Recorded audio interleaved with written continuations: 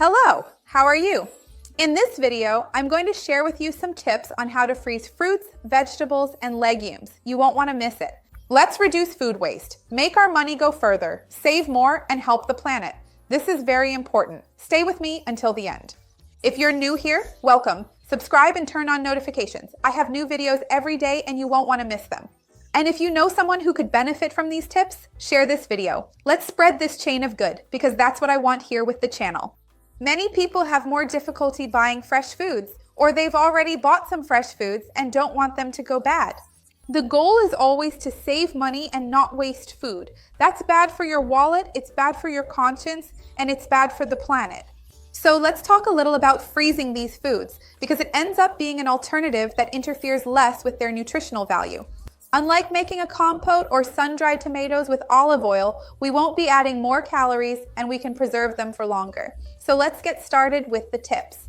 The first tip I have for you is look at the foods you have there, the fruits, vegetables, greens, whatever you have, and separate the nicest ones from the less attractive ones, the ones that already have spots, holes, or are a bit wrinkled. Those less attractive ones, you should start preparing now, this week, so you can use them. Please, don't throw them away. Start preparing and gradually using them over the next few days so you can consume them before they continue to further deteriorate. Take the ones that are in better condition, that are more intact, fresher, and overall higher quality, and give them a good, thorough cleaning. What does a good cleaning actually look like? Wash them under running water with a vegetable brush if you have one. If not, clean them with your hands, removing soil, dirt, and any coarse debris. Take a basin with water, add 4 cups of water and 1 tablespoon of sodium hypochlorite.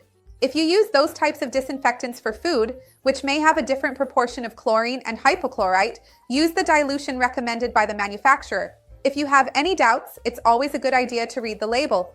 If you use those tablet types, check as well to see how many cups of water they are for. Let it soak there for 15 minutes and then dry it well. In the case of leaves and greens, use a salad spinner to dry them. Here's a tip for you. In the case of leafy greens, you can't freeze them because it won't work. When you take lettuce, kale, escarole out of the freezer, they'll probably turn mushy. They'll be spoiled.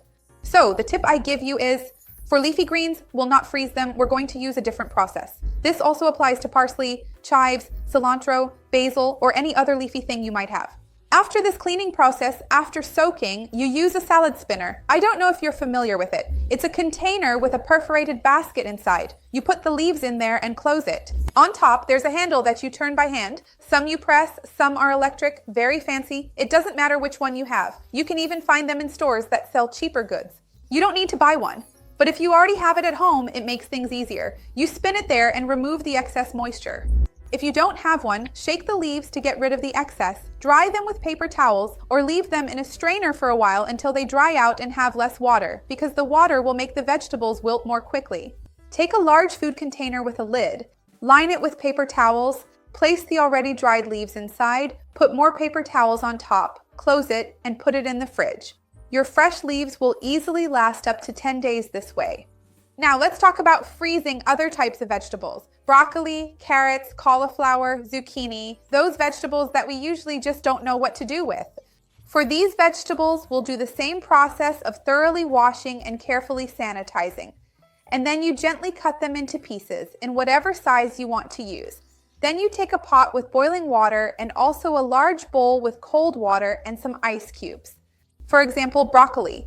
You cut it, sanitize it, then take your pot of boiling water, put it in, count 2 minutes, take it out with a slotted spoon, put it in the cold water, wait another 2 minutes, and then leave it in a strainer to dry and drain the excess liquid.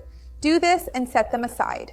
After it has cooled down, we're going to put it in a bag. It can be one of those Ziploc bags or a plastic bag that you tie, or even a container. Ideally, you should remove the excess air. So ideally, it should be a bag that you can vacuum seal. I know that's difficult because a vacuum sealer is expensive and not everyone has one. I don't have one myself.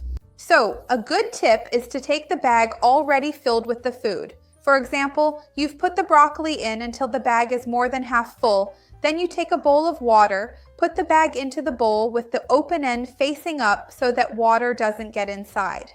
Then you start sealing the bag and you'll notice that the water naturally pushes out the excess air. It sounds crazy, but it works. Another tip is to seal the bag almost all the way. Then use a straw to suck out the excess air to try to create a bit of a vacuum inside. As a last resort, if you can't manage it, just fill the bag halfway, roll it up to push out as much air as possible, and seal it at the end. You might be wondering if all of this is really necessary, or if it's just overkill. Actually, when we remove the excess air, we prevent those ice crystals from forming in the freezer. You've probably taken some food out that you put in a container to freeze and found a layer of frost on top. This will cause some of the vegetable cells to break, which changes the color, texture, and appearance. So depending on the type of dish you're going to prepare, it might not be ideal. If you can do all these steps, great. If not, just stick to the ones I mentioned. Cleaning and blanching, which means first putting it in boiling water and then in ice water. Dry it, put it in a bag, seal it, and write down the date you did this process. Normally, vegetables can last from 2 to 3 months if frozen properly. Regarding fruits, some people want to freeze fruits as well. If you have strawberries, cherries, those red fruits, more delicate fruits. It's not very common for us to buy them in large quantities because they're more expensive, and sometimes we buy them and don't want them to spoil. So to freeze them, you place them side by side on a tray, put it in your freezer, and wait for them to freeze a bit. After that, gather them all together, put them in a bag, seal it, also using one of those resealable bags, and write the date on it so you know they'll last about 3 months. Fruits that darken, like apples, peaches, and pears, you can add a bit of lemon juice when you cut them. Either dip them in a solution of water with lemon juice or just use straight lemon juice, then put them in the bag and freeze them the same way.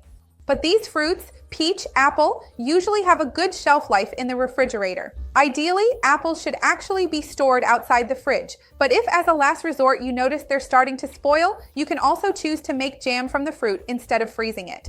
And ideally, you shouldn't use sugar. Just cook it with water and wait for it to gel. The skin of apples and pears contains pectin, so it will gel a bit, making it similar to a compote.